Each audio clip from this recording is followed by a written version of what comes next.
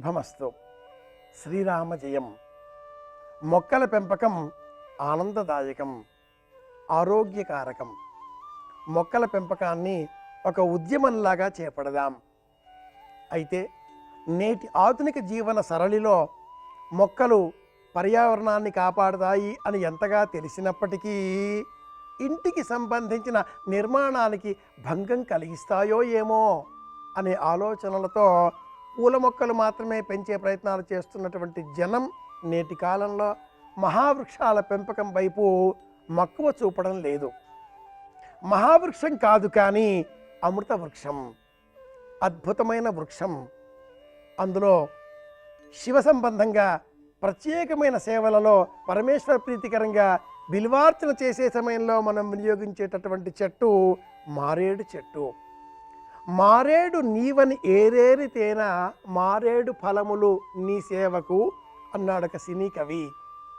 శతపథ బ్రాహ్మణంలో ఈ మారేడు చెట్టు పుట్టుక గురించి సవివరంగా వర్ణింపబడి ఉంది. వేద సంబంధిత కథలలో బ్రహ్మ మధ్య మేధస్సులో నుంచి ఈ మొక్క ఆవిర్భవించినట్లుగా శతపథ బ్రాహ్మణం వివరిస్తుంది.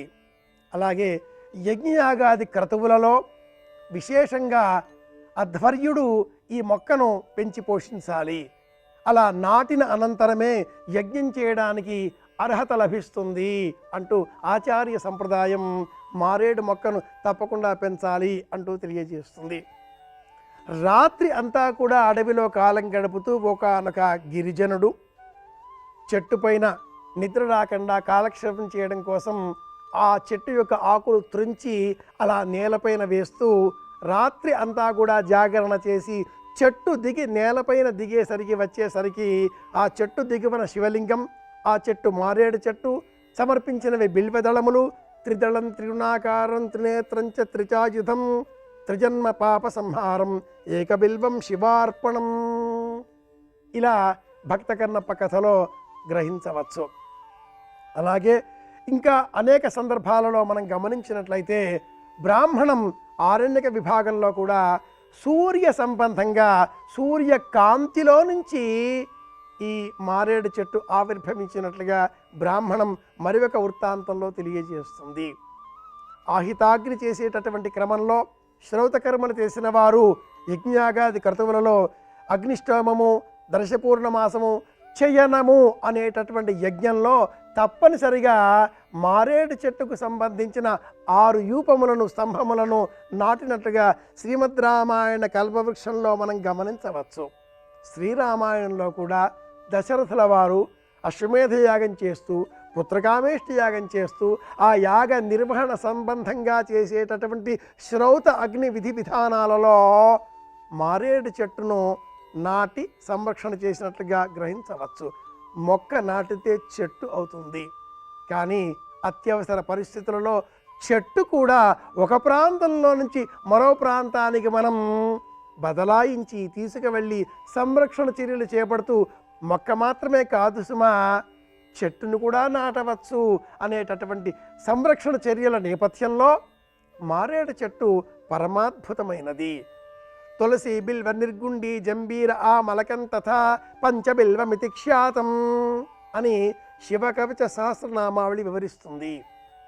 పరమేశ్వర సంబంధంగా సమర్పించేటటువంటి ఈ బిల్వదళములు, ఈ మారేడు చెట్టుకు సంబంధించిన పత్రములు 3 ఆకులు, 5 ఆకులు, 7 ఆకులు, 9 ఆకులు, చివరగా 11 ఆకులతో కూడా లభించేటటువంటి మారేడు దళములతో ఉండేటటువంటి వృక్ష సంచయాన్ని మనం గమనించినట్లయితే పరమేశ్వర అనుగ్రహం ఇంత సులభంగా పొందవచ్చా అని ఆశ్చర్యం కలుగుతుంది.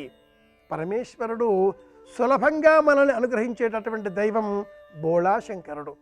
శివ సంబంధంగా మనం చేసేటటువంటి అర్చనలలో భస్మం కాదు సుమా, బొట్టు కాదు సుమా, నివేదనలు కావు సుమా, మంగళహారతులు కావు సుమా, స్వామికి ఆనందం కలిగించేవి మరేవి రుద్రాక్షలు ధరించడం.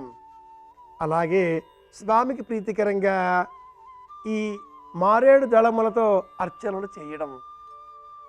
త్రిదళం త్రిగుణాకారం త్రినేత్రం చ త్రిచాయుధం త్రిజన్మ పాప సంహారం ఏకబిల్వం శివార్పణం అని ఎలా చెప్పుకున్నామో త్రిశాఖై బిల్వపత్రైశ్చ అచ్ఛిద్రై కోమలై శుభై.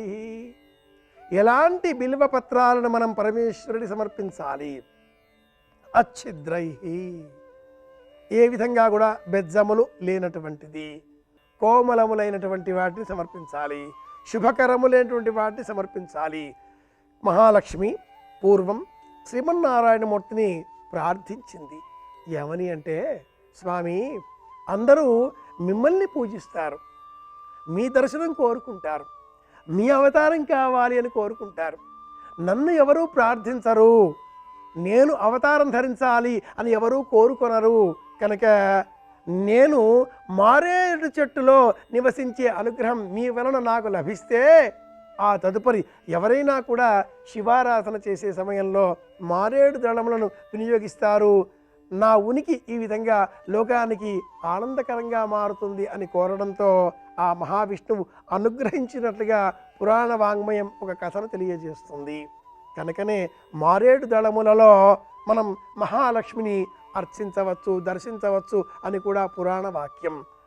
బిలిమినేచక వచినేచ అనే ప్రమాణాన్ని అనుసరించి, అలాగే హిరణ్యవర్ణాం హరణీం అనేటటువంటి ఈ 16 దళములతో కూడుకున్నటువంటి ఈ మంత్ర సంచయంలో ప్రత్యేకంగా మారేడుకు సంబంధించిన నామం కూడా, బిల్వనామం కూడా ఉన్న కారణం చేత మహాలక్ష్మి స్వరూపం అని కూడా వేద ప్రమాణం మనకు ప్రత్యేకంగా తెలియజేస్తుంది.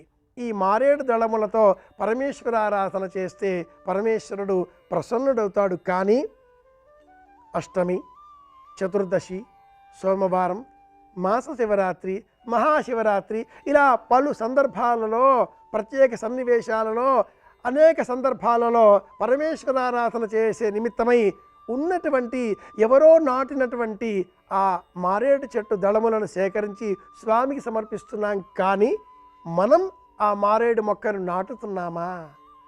శాస్త్ర ప్రమాణం ఏం చెబుతుంది అంటే, ఎవరో నాటిన మారేడు చెట్టుకు సంబంధించిన దళమును త్రుంచి స్వామికి సమర్పిస్తే అందువలన వచ్చేటటువంటి పుణ్యఫలంలో 25% కర్తాకార ఇదా చేవ అనే ప్రమాణ వాక్యాన్ని అనుసరించి ఈ మొక్క నాటిన వారికి చెందుతుంది. ఈ లక్ష్యంతో ఆలోచన చేసినప్పుడు శివాలయంలో మారేడు మొక్కలు నాటడం అనేటటువంటి లక్ష్యంతో వ్యవహరించినట్లయితే, ఒక్క చెట్టు మనం నాటినట్లయితే, ఒక్క మొక్క మనం నాటి సంరక్షించినట్లయితే ఎంతమంది ఆ తదుపరి కాలంలో, భవిష్యత్ కాలంలో ఆ మారేడు దళములు పరమేశ్వరారాధనలో వినియోగిస్తారో ఎంత పుణ్యఫలం మనం పెంచుకోగలుగుతామో కదా, ఆశ్చర్యం వేస్తుంది. కనుక యథాశక్తి శివాలయాలలో, రహదారి బాటలలో, అలాగే బడి, చెరువుగట్టు, వీధులు, ఎక్కడ స్థలం లభిస్తే అక్కడ తప్పనిసరిగా చెరువుగట్టు వద్ద మారేడు చెట్టు తప్పకుండా ఉండాలి అంటుంది ప్రమాణ వాక్యం. ఇందులో ఇంటిలో మారేడు చెట్టు పెంచుకోవచ్చా? శాస్త్రం ఏం చెబుతుంది? వాస్తు శాస్త్రం అంగీకరిస్తుందా? మారేడు చెట్టుకు ముళ్ళుంటాయి కనుక ముళ్ళు ఉండేటటువంటి మొక్కలను ఇంటిలో పెంచుకొనకూడదు అనేటటువంటి వాస్తుశాస్త్ర నియమాన్ని సూచించి నేటి కాలంలో పలువురు ఇండ్లలో మారేడు చెట్టు పెంచకూడదు అని చెబుతూ ఉంటారు. కానీ గులాబీ మొక్కలు పెంచుకోవచ్చా? మరి గులాబీ మొక్కలకు కూడా ముళ్ళుంటాయిగా. కాక్టస్ అన్న పేరిట అడవులలో పెరిగేటటువంటి అనేక రకాల వృక్షజాతులను, పుండ్ల మొక్కలను తెచ్చి ఇంట్లో పెంచుకుంటున్నాం. పెంచుకోవచ్చా? మరి పెంచకూడదు. కానీ పెంచవలసినది, శాస్త్రం అంగీకరించినది మారేడు చెట్టు.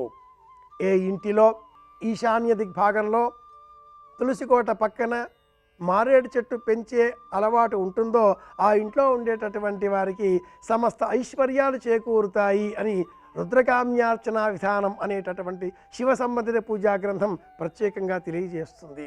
వీలుంటే, అవకాశం ఉంటే అపార్ట్మెంట్ సంస్కృతి అయితే కూడా పూల కుండీలలోనైనా పెంచే ప్రయత్నం చేద్దాం.